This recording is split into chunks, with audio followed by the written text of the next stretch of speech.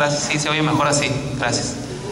Gracias por la asistencia, por el llamado, la invitación y haberla aceptada. Es un tiempo de gracia el que viene ya para México dentro de unos días, próximo mes. Queremos prepararnos a través de estas pequeñas charlas, pláticas, reflexiones de temas de eclesiología, un nombre muy rimbombante, ¿no? Se haga con los ojos cuadrados uno, pero quiere decir temas de la iglesia, sobre la iglesia, estudio. Y bueno, el primer día lo va a compartir el padre Luis Alfonso Verdugo Martínez, formador del seminario, maestro del seminario, adscrito de catedral y un currículum ahí, un rollo de papel de currículum, ¿verdad? Es teólogo biblista, licenciado en Biblia, teología bíblica, y pues ahí está, más cosas que ha participado. Y bueno, pues lo importante es que va a compartir ahorita. Mañana pues está otro tema, ministerio petrino, y ya el miércoles está los papas de los últimos días en relación a su presencia y su actuar dentro de la iglesia, ¿no? Claro que el mundo lo juzga. Sobre todo prepararnos bien, ¿no? Si viene un papa, pues tener las herramientas, términos claros, pero también el espíritu abierto, ¿no? Con fe de creyentes a que viene el pastor, el vicario de Cristo, que Cristo lo ha dejado como pastor de la iglesia, y nutrirnos en ese sentido. Ese es el objetivo de este curso, de este diplomado, de estas charlas, para prepararnos más en nuestra fe y de veras que recibamos con mucho entusiasmo a nuestro Santo Padre, Papa Francisco. Bueno, pues bienvenido, Padre, pues aquí está.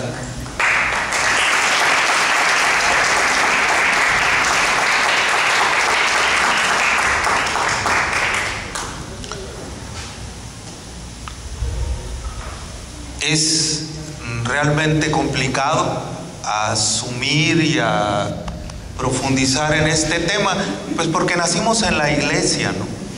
Y como que hemos puesto quizás una barrera cuando este tema se toca, ¿no? La primera pregunta que nos tenemos que hacer siempre cuando nos referimos a la iglesia es, bueno, Jesús quiso la iglesia, ¿no? Y como pregunta, ¿sí? Si realmente la quiso y si la fundó. ¿Son preguntas válidas? Claro que sí. Obviamente si vamos a los ambientes protestantes o de sectas, pues claro que ellos también tienen su fundación e incluso la llevan mucho más allá, pues, ¿no? Y es un asunto teológico de vital importancia asumido por la cristología fundamental. Porque mientras la cristología profundiza en la iglesia como realidad palpable y actual, hay que hacernos antes esta pregunta, pues, ¿no? Acerca de la existencia misma de la iglesia, del origen, ¿no? Y yo sé que se oye medio complicado el asunto. Oye, Jesús quiso la iglesia, Jesús fundó la iglesia en última instancia. Bueno, vamos a tratar de desmenuzar un poquito este tema. No se me enoje nadie, porque los se enojan y me van a decir que soy protestante. Pero no, tranquilos, vamos tratando de seguir algunas líneas desde la misma iglesia, desde la reflexión teológica eclesial, y que pues bueno, nos va a llevar a tener una mayor y una mejor definición de la iglesia, y por sobre todas las cosas un amor mucho más grande por ella, ¿sí? Porque solamente lo que se conoce se puede llegar a amar profundamente. Es importante ver que la iglesia no es solamente una sociedad, un grupo de personas que se reúnen en un lugar establecido. Es mucho más, y yo creo que esto es lo que vamos a intentar con estas charlas que van a ustedes estar escuchando a lo largo de estos días. Conocer a la iglesia. Recibimos al Papa, cuestionado seriamente por algunos de las iglesias protestantes, por ejemplo, pero para nosotros es el vicario de Cristo. La pregunta sería, ¿Cristo le dio la potestad? Bueno, esto es lo que aborda precisamente la cristología fundamental. Estas preguntas esenciales desde las cuales vamos a a iniciar la reflexión posterior de los problemas más actuales en nuestro tiempo. Desde o sea, antes del siglo XVI esta pregunta no tenía sentido, porque todos éramos católicos, pues, ¿no? La Europa medieval permanecía como un monolito en donde todo apuntaba a Dios y al Dios católico, pues, ¿no? La iglesia ocupaba todos los ambientes de la sociedad medieval. La religión influía no solamente en lo religioso, la iglesia en lo religioso, sino en el arte, en la música y en todas las áreas del saber humano, ¿no? Todo lo rodeaba. Dios estaba en el centro del cosmos y desde allí pues influía en la cuestión política, social, económica, etc. El problema empieza precisamente con lo que conocemos como la Reforma Protestante en el siglo XVI, con Lutero, en donde se empiezan a poner serios cuestionamientos a la cuestión de la iglesia, ¿sí? Y es una de las primeras de lo primero a lo cual Lutero va a tratar de combatir, porque en ella ve, pues por decirlo así, al gran enemigo que hay que vencer. La apologética clásica ha recurrido siempre a un texto. ¿Para qué? Para fundamentar, por un lado, la existencia de la iglesia y por otro lado también, de lo que van a platicar mañana, lo que llamaríamos como el ministerio petrino. Este texto es Mateo 16, del 13 al 20. Vamos a escucharlo para que desde allí arranquemos y reflexionemos un poco acerca del tema. Dice: llegado Jesús a la región de Cesarea de Filipo, hizo esta pregunta a sus discípulos: ¿quién dicen los hombres que es el Hijo del Hombre? Ellos dijeron, unos que Juan el Bautista, otros que Elías, otros que Jeremías o uno de los profetas. Y les dijo él: ¿y ustedes quién dicen que soy yo? Simón Pedro contestó: tú eres el Cristo, el Hijo de Dios vivo. Replicando, Jesús le dijo: bienaventurado eres, Simón, hijo de Jonás, porque no te ha revelado esto la carne ni la sangre, sino mi Padre que está en los cielos. Y yo a mi vez te digo que tú eres Pedro, y sobre esta piedra edificaré mi iglesia, y las puertas del Hades no prevalecerán contra ella. A ti te daré las llaves del reino de los cielos, y lo que ates en la tierra quedará atado en los cielos, y lo que desates en la tierra quedará desatado en los cielos. Entonces mandó a sus discípulos que no dijeran a nadie que él era el Cristo.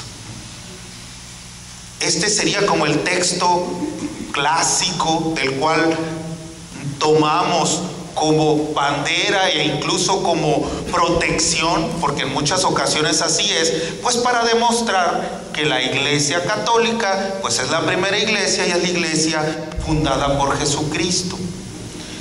El problema que nos encontramos con este texto es uno y muy importante, que es el único evangelio que lo transmite.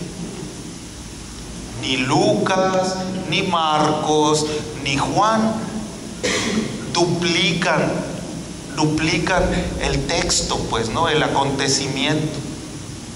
Ninguno. De hecho, el evangelio de Mateo es conocido como el evangelio eclesiástico de la iglesia, porque es el único que se refiere directamente a la iglesia como tal. Entonces, este sería como que para los estudiosos en la Biblia un problema que hay que zanjar, pues, ¿no? El problema de que solamente nos llega a través de una referencia, esto es, de Mateo. Ni siquiera de la tradición sinóptica, porque los otros dos sinópticos tampoco hacen referencia al acontecimiento. Ni Mateo ni Marcos mencionan el hecho. Eso no sería problema, porque hay otros textos que solamente nos llegan por una sola línea, incluso una sola línea de la tradición sinóptica. No vamos más lejos, la parábola del hijo pródigo, que quizás esté muy de moda durante todo este año, el único que la refiere tal cual es el evangelista San Lucas, en el evangelio de San Lucas. nadie más. Aunque hay referencias y algunos la comparan con aquella de los 2 hijos o con aquellos 2 que fueron al templo, etcétera, etcétera. Pero bueno, como tal, con las mismas características y de la misma forma, ninguno de los otros evangelios, pues bueno, la transmite así. Y ese es el problema que tenemos con esta mención. Tú eres Pedro y sobre esta piedra edificaré mi iglesia, ¿no? Para empezar, iglesia es una palabra ya griega, ¿sí? que no viene directamente del hebreo, porque el hebreo no maneja esta noción. Para el hebreo lo importante es la comunidad, y a la comunidad el hebreo le llama kahal. Esto es la congregación de los salvados que se reúnen en torno a Dios para alabarlo y bendecirlo y reflexionar acerca de la palabra de Dios. Entonces, la palabra iglesia como tal es un concepto específicamente griego, no es hebreo en su sentido original. Esto no quiere decir, y quiero repetirlo otra vez, que los judíos no se reunieran en una kahal, que era como una comunidad que se reunía cada sábado en la sinagoga para reflexionar en la palabra. Eso era un kahal, ¿no?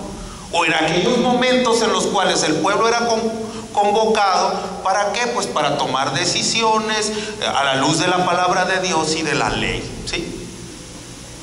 Como tal, Mateo toma la noción específicamente del griego. Pero sí nos da muchas informaciones importantes que nos permiten, o coordenadas importantes que nos permiten ver algunos otros elementos que podríamos sacar del texto. Digamos que dejemos de lado por lo pronto la palabra iglesia, ¿sí? Dejémoslo de lado y no entremos en conflictos si es hebrea, si es griega, etc. O si es posterior, como algunos estudiosos lo dicen. Quedémonos con algunos elementos importantes que la misma palabra es así, nos las transmite y que no tenemos por qué cuestionarlos, ¿no? Vemos a Jesús con un grupo de personas, ¿sí? Son personas a las cuales Él escogió y que se los llevó a un lugar aparte para compartir su experiencia después de andar evangelizando. Esa es la realidad. Son personas a las que Jesús enseña. Él los llamó. No son solamente 12, son otro grupo de personas mucho más grandes, quizás 72 o más, que fueron convocados por Jesús y que lo seguían muy de cerca. Incluso mujeres que acompañaban al Señor. Allí vemos ya una comunidad. Y es una comunidad que tiene reglas específicas. Hay niveles. Si nos acordamos, por ejemplo, está Pedro. Después están 3 especialmente cercanos al Señor, que son Pedro, Santiago y Juan. Después de ellos hay 12 que son los apóstoles, y después de ellos hay otras personas llamados discípulos, mientras que a los otros 12 se les llama apóstoles. Hay una estructura ya, si no completamente desarrollada, si hay una estructura al menos ya en ciernes de lo que es una comunidad en forma. Se reúnen para aprender, para conocer de Dios, para alabar a Dios. Tienen un objetivo común, y eso ya nos habla de algo importante. Es más, si vemos el mismo texto también, conectándolo con el tema de mañana, nos da un elemento muy importante.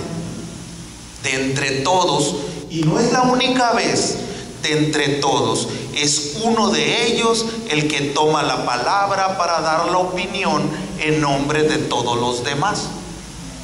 ¿Quién dicen los hombres que soy yo? ¿Quién dicen ustedes que soy yo? Y es uno en especial el que toma la palabra y dice: eres el Cristo. Bienaventurado eres tú, Pedro, Barjona, hijo de Juan. ¿Por qué? porque esto no te lo ha revelado la carne ni la sangre, sino el Padre que está en los cielos. Es Pedro quien toma la palabra. Entonces estamos ante una comunidad que ya tiene una forma muy definida, ¿sí? Más allá si se llama iglesia o no, estamos ante una comunidad que tiene objetivos, que permanecen unidos, que se protegen unos contra otros y que comparten, como les digo, la noción de Dios, la oración, la caridad, los alimentos y un montón de otras cosas más. Es más, prácticamente viven juntos. Entonces, el texto en sí nos da ya muchos elementos importantes, incluso prescindiendo de la palabra iglesia, que nos hablan que ya para este momento ya tenemos, al menos en germen, en principio, un grupo de personas que se reúnen, que están unidos por un objetivo común, ¿sí? Y esto es lo más importante, es lo que nos alcanza a dar el texto. Ya lo de las llaves y eso le toca al tema de mañana, que es lo del ministerio petrino. Pero al menos como principio tenemos estos datos. No sé si alguien tenga alguna pregunta, algo que quiera, que le interese que puntualicemos, alguna duda que tiene. Nada. Bueno, entonces esto es lo que nos dice la palabra de Dios, ¿no?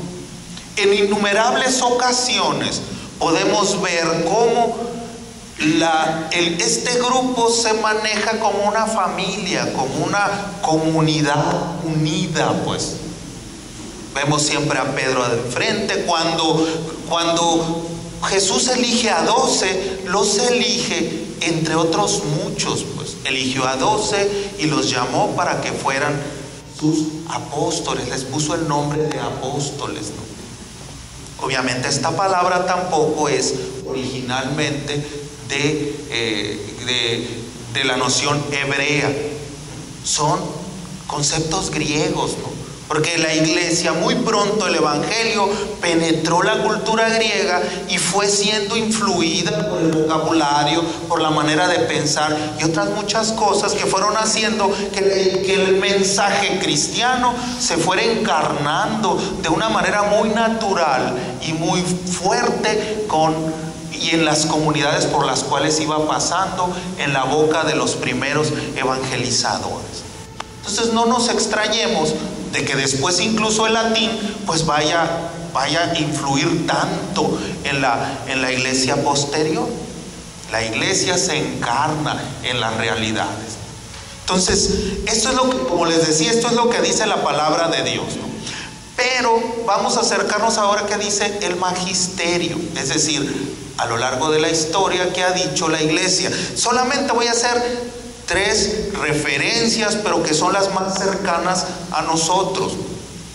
La primera es del Vaticano I, y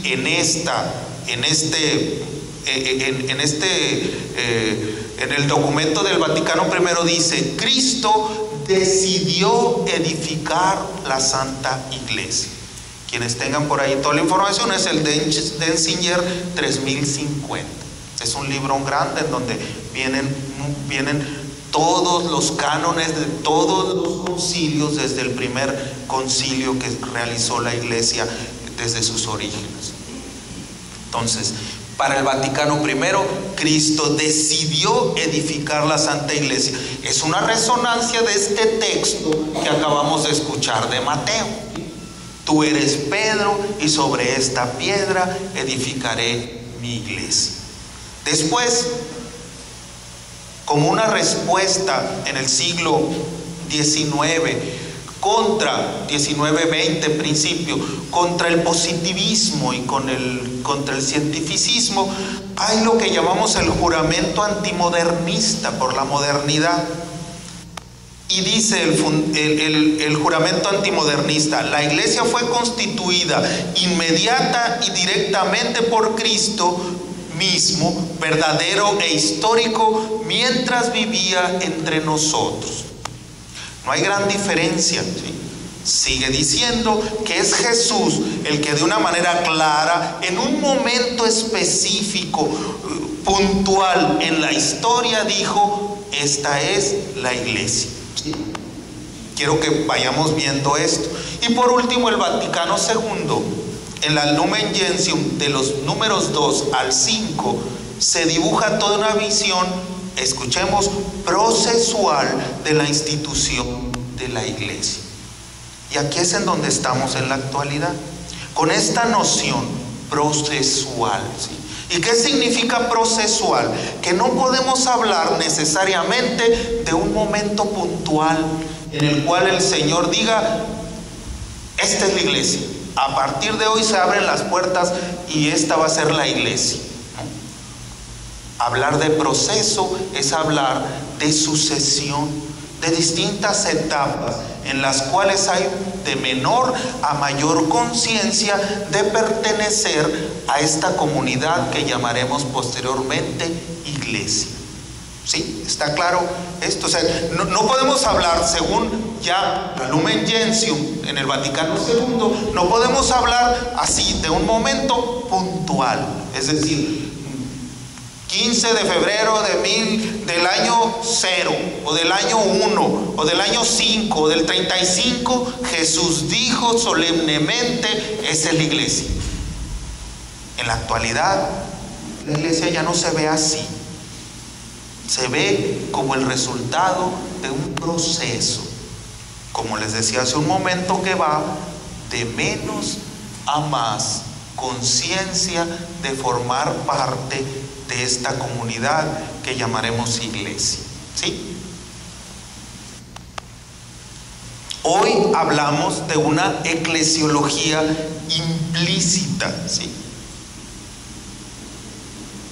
Jesús lleva adelante definitivamente la realización de su reino, iniciado en el Antiguo Testamento y confiado después de la Pascua a la iglesia. O sea, hablar de implícito en contraposición a explícito es un proceso, pues, ¿no? No podemos hablar de una fecha en la cual Jesús constituyó la iglesia, pero sí vamos hablando de ciertos pasos que Jesús mismo va a ir dando a lo largo de su vida terrena, para ir constituyendo y dándole forma a lo que posteriormente será la iglesia, ¿sí? A eso le llamamos una eclesiología implícita. No hay un tratado en el mensaje de Jesús para referirnos específicamente a la iglesia, y a la vez todo el evangelio habla de la iglesia, aunque no como una institución como la consideramos hoy, ¿sí? El problema es que hoy vemos para nosotros ¿qué es la iglesia? La iglesia es edificio o es estructura jerárquica. Para los primeros cristianos era más bien familia, era pueblo de Dios, como la define el Vaticano II, ¿sí? Quiere decir que iglesia somos todos, ¿sí? Podría no haber edificios, pero si nos reunimos para alabar a Dios, presididos por Jesucristo en el Espíritu Santo, somos iglesia, ¿sí? Somos miembros por el bautismo de la gran familia de Dios. Yo no sé si quede claro esto. O sea, lo que sí me gustaría es que no quiero como que quede la idea de que lo que quiero es tumbar cosas. No me entiendan así, pues. Porque si no, ya no me van a correr ahorita y ya no van a decir ese no. Lo que quiero es que entendamos esto, pues, porque no es como un cuento del Walt Disney, pues, ¿no? En donde todo pasa, ¿no? Y de repente llega la bruja, le da la manzana, después se la sacan y todos son felices. Eso es muy simplista, ¿no? Como todo lo relacionado con la humanidad, la iglesia tendrá que ir desarrollándose. Y por eso cambia, y por eso va creciendo, y por eso se diversifica, y por eso costumbres y algunas formas se van modificando a lo largo de su historia. Aquí quiero hacer una referencia, porque aquí es donde tenemos la mayor información, a la Comisión Teológica Internacional, ¿sí? ¿Quién es la Comisión Teológica Internacional? Ellos tienen la función de ayudar a la Santa Sede y especialmente a la Congregación para la Doctrina de la Fe a examinar cuestiones doctrinales de mayor importancia. Es un grupo de teólogos nombrados en el Vaticano. ¿Para qué? Para asumir ciertas cuestiones de la fe que necesitan profundizarse. Por ejemplo, entre nosotros y los protestantes tenemos un asunto que durante muchos años nos ha puesto en contra a uno con el otro: la justificación por la fe o la justificación por las obras. Ellos creen que nosotros creemos que la fe, la salvación se alcanza por lo que hacemos. Eso es lo que creen. Y nosotros creemos que ellos se salvan nomás porque creen en Dios. Y entonces cada quien en su lado terminamos completamente separados. Y somos hermanos separados, ¿sí? Tanto ellos allá como nosotros para acá, ¿sí? Pero esta comisión, ¿qué va a hacer? Va a estudiar esto y va a tratar de encontrar una respuesta teológica en donde, bueno, pues todos lleguemos a encontrar los puntos en común y podamos convivir en comunión como hijos de Dios, hermanos en Cristo y animados por el Espíritu Santo. Otro tema que, por ejemplo, podría ser es lo que nos separa con la Iglesia Ortodoxa, por ejemplo. Que en la Iglesia Ortodoxa nosotros decimos que el Espíritu Santo procede del Padre y del Hijo, ¿sí? Y los ortodoxos dicen que el Espíritu Santo procede del Padre a través del Hijo. Es cuestión de flechitas, pues, ¿no? Entonces, pero eso nos tiene separados, pues, desde el 1056. Ya hicimos ya se hizo un estudio, ya nos pusimos de acuerdo y parece que medio ahí vamos mejor, ¿sí? Entonces, estas cosas necesitan estudiarse. Y uno de estos estudios de veras está en la eclesiogénesis o el nacimiento de la iglesia. Esto nos acerca o nos aleja de nuestros hermanos cristianos, porque obviamente la iglesia bautista dirá que ellos fueron primero, y la iglesia mormona dirá que fueron primero, y la iglesia fulanita de tal dirá que también fue primero, que a ellos los fundó Jesucristo, y darán pruebas, ¿no? Por ejemplo, los hermanos testigos de Jehová dirán, pues a Jesús le dicen que es el testigo, ya ven, entonces llegamos primero. Dígame. La iglesia ortodoxa es la de Oriente, que se ubica principalmente en lo que hoy es Rusia, Grecia, y que son estos que visten de negro y usan un gorrito medio negrito, así muy, muy curioso. Son los griegos especialmente. Aquí no los vemos mucho, pues, ¿no?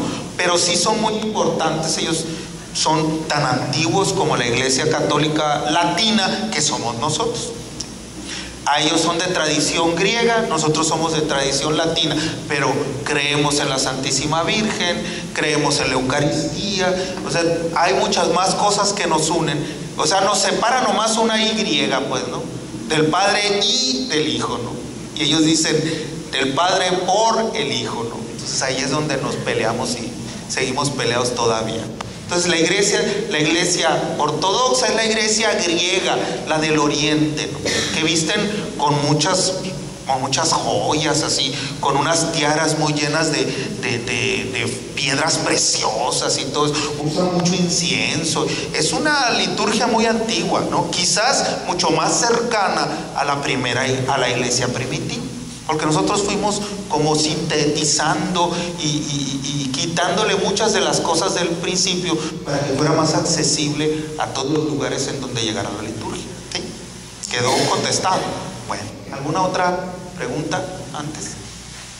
¿No? ¿Sí?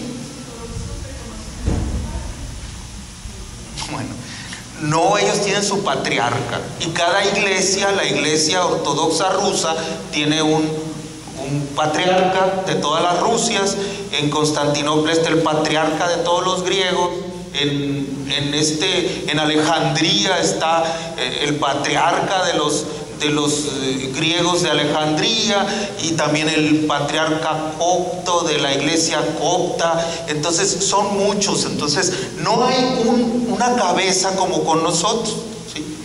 Hay un grupo de iglesias que tienen un patriarca, y desde allí ellas se relacionan como una confederación, vamos a decirlo así.